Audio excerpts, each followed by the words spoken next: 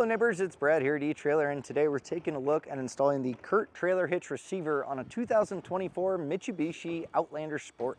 Now this is what the hitch is going to look like when it's installed on your vehicle, and it is going to be an exposed cross tube, meaning you're going to see a good majority of the hitch hanging down, but overall it looks pretty clean.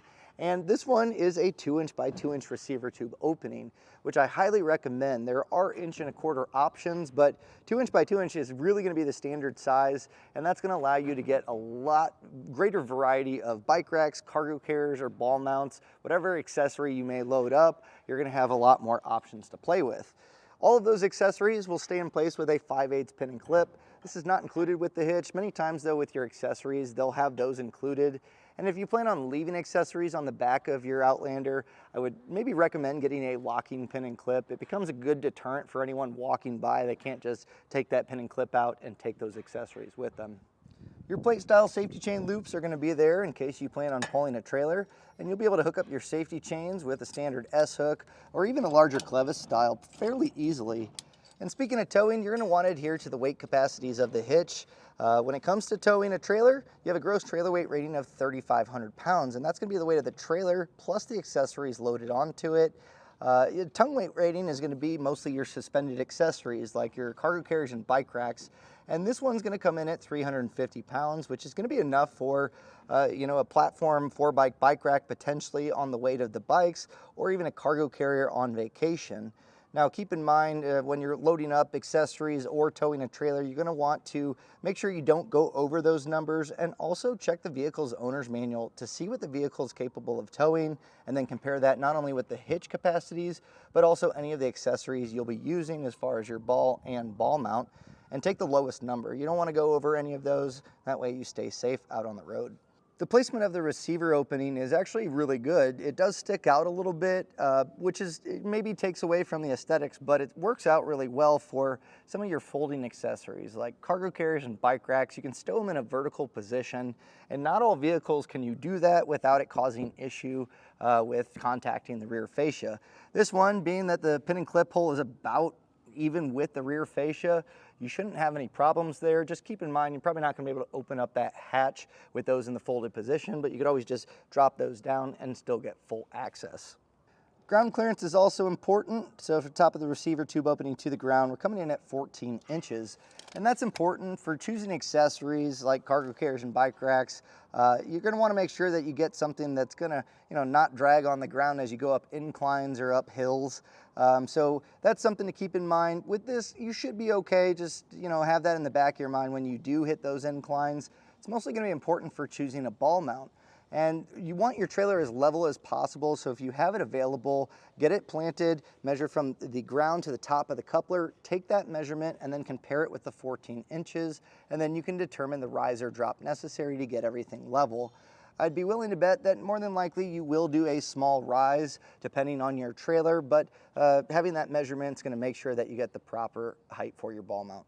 And when it comes to the installation of this hitch, you'll be happy to know that this one's actually fairly easy to do. You could probably knock this out. I would give yourself a half hour to an hour. You can do it in your driveway or garage, and it's fairly simple. You remove a tow hook, you're going to take out the bolts that attach that, put new hardware in with a block, raise up your hitch, and then essentially just bolt everything up. So fairly simple installation, but if you don't have the time, the place, or the tools to do it, I totally get it.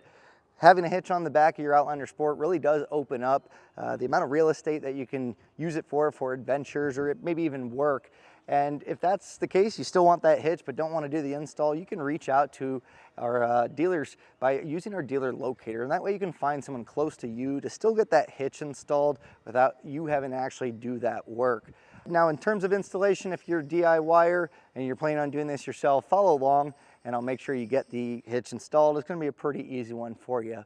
Once it's installed, feel free, take pictures, send us comments, tips, whatever it may be below. We like to see how neighbors are using our products out in the wild, and maybe give some other Outlander Sport owners an idea of what they can use their vehicle for. To begin our installation, we're going to be removing the factory tow hook. That's going to give us space for our hitch to live. And there's 3 bolts that we're going to attack. All of them are going to require a 14mm socket. The first one, you may want a 6-inch extension, because between the tow hook and the exhaust, you'll find a bolt that goes into the frame rail. So we'll get that taken down, and the other two are going to be on the outside of the frame rail going towards the middle. So we'll get these all taken out and get our tow hook removed. And these are rather long bolts, so once you get those threads loose, you should be able to pull those out. We'll just get our bottom one completely removed, and then we can set our tow hook aside.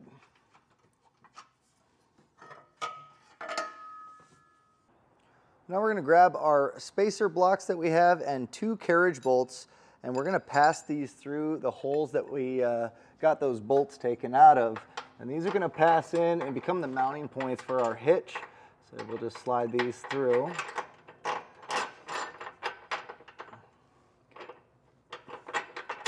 And just make sure that that plate is resting on the metal. There's a little bit of some of the frame caulking, so if that's in the way, you may have to clear that out, but ours sat pretty good. There's a small gap here just because of those tubes, but we're going to be looking for our studs to be like that.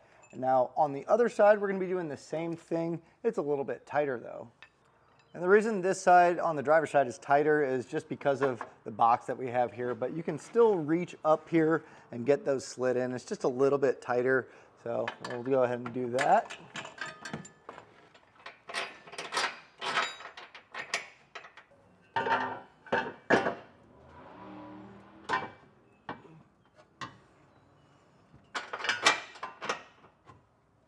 So with those studs pushed through, we can grab our shredded flange nuts, and I'm just going to start a few threads on each side. Just hand tight is fine. And something you may notice, I mentioned that spacer block. You want to make sure that it's against that metal, but sometimes the carriage bolts can pop out.